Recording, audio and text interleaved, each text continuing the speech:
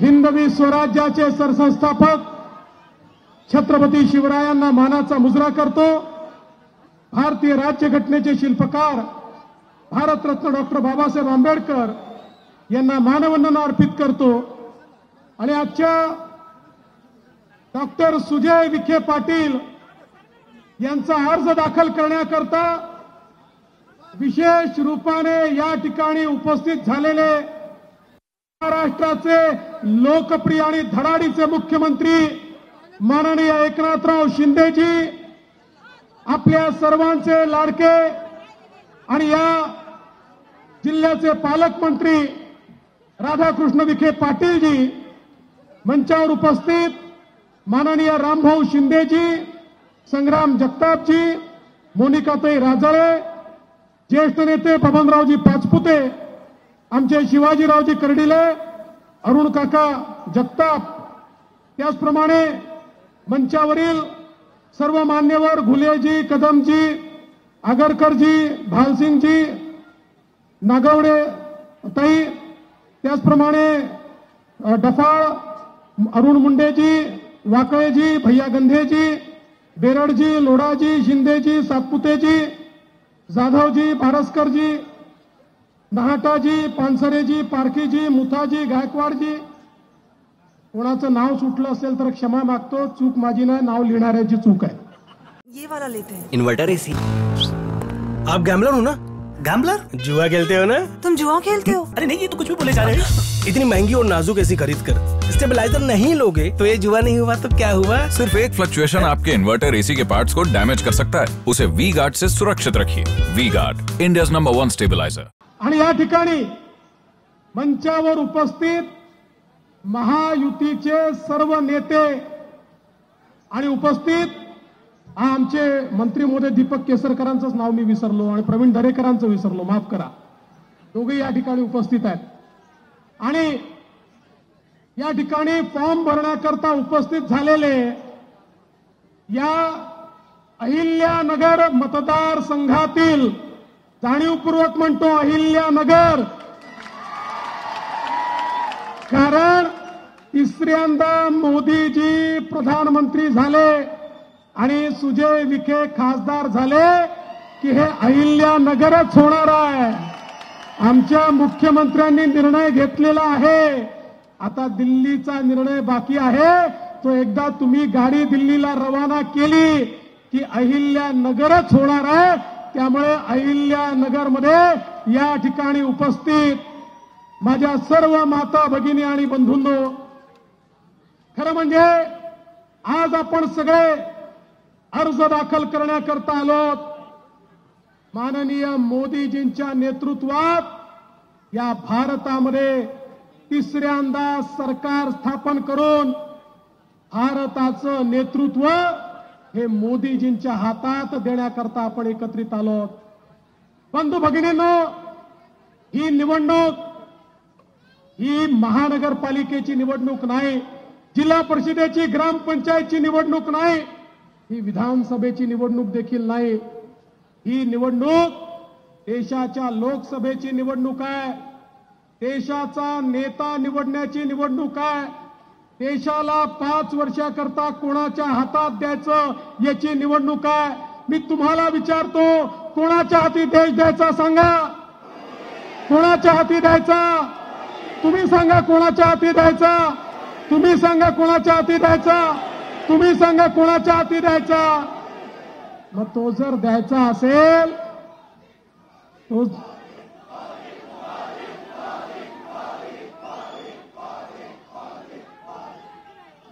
मग मोदीजींच्या हाती देश द्यायचा असेल तर मत कोणावर द्यायला लागेल?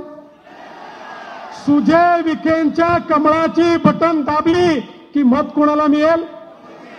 जे जे मोदीजींना या ठिकाणी प्रधानमंत्री म्हणून पाहू इच्छितात त्या प्रत्येकाने सुजयदादाची बटन दाबली की वोट थेट मोदीजींना मिळणार आहे आणि मोदीजींना निवडून देण्याची संधी आपल्याला मिळाली आहे। बंधू भगिनींनो, आज आपण मोदीजींच्या नेतृत्वात आपली महायुती म्हणजे काय आहे? ही विकासाची गाडी आहे, विकासाची गाडी। आपल्या विकासाच्या गाडीला मोदीजींचं इंजिन आहे, पॉवरफुल इंजिन आहे, पॉवरफुल. आणि त्याला शिवसेना असेल, राष्ट्रवादी काँग्रेस असतील, वेगवेगळे आपले घटक पक्ष असतील, मनसे असेल, रिपाई असेल, आपल्या सगळ्या घटक पक्षांची त्याला एक बोगी लागलेली आहे. आणि आपल्या या ट्रेनमध्ये, आपल्या या विकासाच्या गाडीमध्ये दीन, दलित, गोर, गरीब, आदिवासी, शेतकरी, शेतमजूर, महिला, अल्पसंख्याक, भटके, विमुक्त सगळ्यांना बसायची जागा आहे. मोदीजींच्या गाडीत सगळ्यांना बसून विकासाकडे न्यायचंय. सबका साथ सबका विकास हा आपला मंत्र आहे. मोदीजींच्या गाडीला सुजय विखेची बोगी लागली की अहमदनगरचे सगळे लोक त्या गाडीत बसतील आणि मग गाडी अतिशय वेगाने पुढे जाईल. आपली गाडी मोदीजींच्या इंजिनची गाडी आहे. आणि दुसरी गाडी कुठली आहे? राहुल गांधीची गाडी आहे. त्या गाडीला राहुल गांधीचं इंजिन आहे. पण राहुल गांधीला कोणी इंजिन समजायला तयार नाही. त्यांच्याकडे राहुल गांधी म्हणतात मी इंजिन आहे, शरद पवार साहेब म्हणतात मी इंजिन आहे, उद्धव ठाकरे म्हणतात मी इंजिन आहे, ममता बॅनर्जी म्हणते मी इंजिन आहे, लालू प्रसाद म्हणतात मी इंजिन आहे, मुलायम सिंगांचा पोरगा म्हणतो मी इंजिन आहे, स्टॅलिन म्हणतो मी इंजिन आहे. तिथे फक्त इंजिन आहे, तिथे डब्बे नाहीच आहे. मला सांगा, इंजिन मध्ये बसायला किती लोकांना जागा असते? फक्त ड्रायव्हर. सामान्य माणूस बसू शकतो का? आता सोनियाजीच्या इंजिन मध्ये राहुल गांधी बसतील, उद्धव ठाकरेंच्या इंजिन मध्ये आदित्य ठाकरे बसतील आणि शरद पवार साहेबांच्या इंजिन मध्ये फक्त सुप्रिया सुळेंकरता जागा आहे. बंधूंनो, तुमच्या करता तिथे जागा नाही आहे.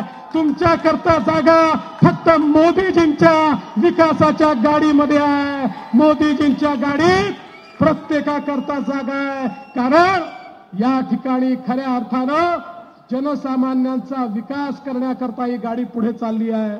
आणि म्हणून आज आपण पाहतोय, मोदीजींनी 20 कोटी लोक जे कच्च्या घरात राहायचे त्यांना पक्क घर दिलं. 55 कोटी लोक ज्यांच्या घरात शौचालय नव्हतं त्यांना शौचालय दिलं. 50 कोटी लोक ज्यांच्या घरात गॅस नव्हता त्यांच्या घरी गॅस पोचवला.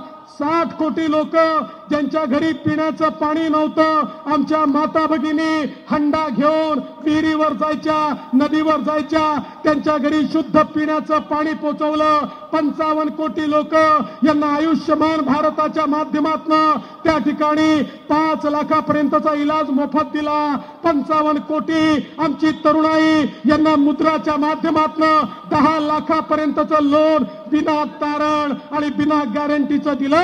आणि याच्यामध्ये 31 कोटी महिला आहेत की ज्यांना आपल्या पायावर उभं करण्याचं काम माननीय मोदीजींनी केलं. आणि आता मोदीजींनी सांगितलं, पुन्हा निवडून आल्यानंतर 10 लाख नाही, 20 लाखापर्यंतचं लोन बिना तारण आणि बिना गॅरंटीचं देण्यात येणार. म्हणजे आमच्या तरुणाईला मोठं करण्याचं काम मोदीजी करतायत. आज आपण पाहू शकतो ज्या प्रकारे सामान्यांच्या जीवनामध्ये परिणाम होतोय. आज मोठ्या प्रमाणात चालली आहेत.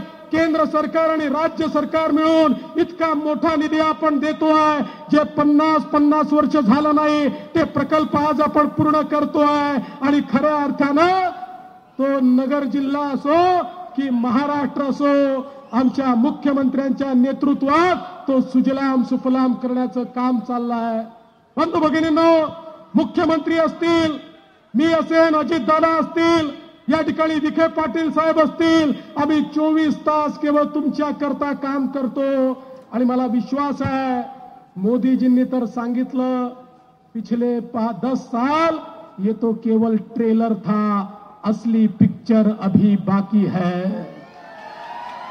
पुढच्या 5 वर्षामध्ये एक बलशाली भारत, सामान्य माणसाचे स्वप्न पूर्ण करणारा भारत, सामान्य माणसाला अधिकार देणारा भारत, सामान्य माणसाला पंख देणारा भारत हा मोदीजी निर्माण करतात आणि त्यांच्या पाठीशी तेवढ्याच ताकदीनं महाराष्ट्र उभा आहे. कारण या भारतामध्ये महाराष्ट्र मजबूत झाला तरच भारत मजबूत होतो आणि म्हणून मोदीजींना ताकद देण्याकरता या महाराष्ट्राला मोदीजींच्या मागे आपल्याला उभं करायचं आहे. आणि ज्यावेळी 400 पारचा नारा लागेल आणि 400 खासदार उभे असतील त्यावेळी नगरचे खासदार सुजय विखे देखील हात वर करून उभे असतील हा मला विश्वास आहे. एक तरुण तडफदार अशा प्रकारचे खासदार म्हणून सुजय विखेंना आशीर्वाद द्या एवढीच तुम्हाला विनंती करतो आणि माझं बोलणं संपवतो. धन्यवाद.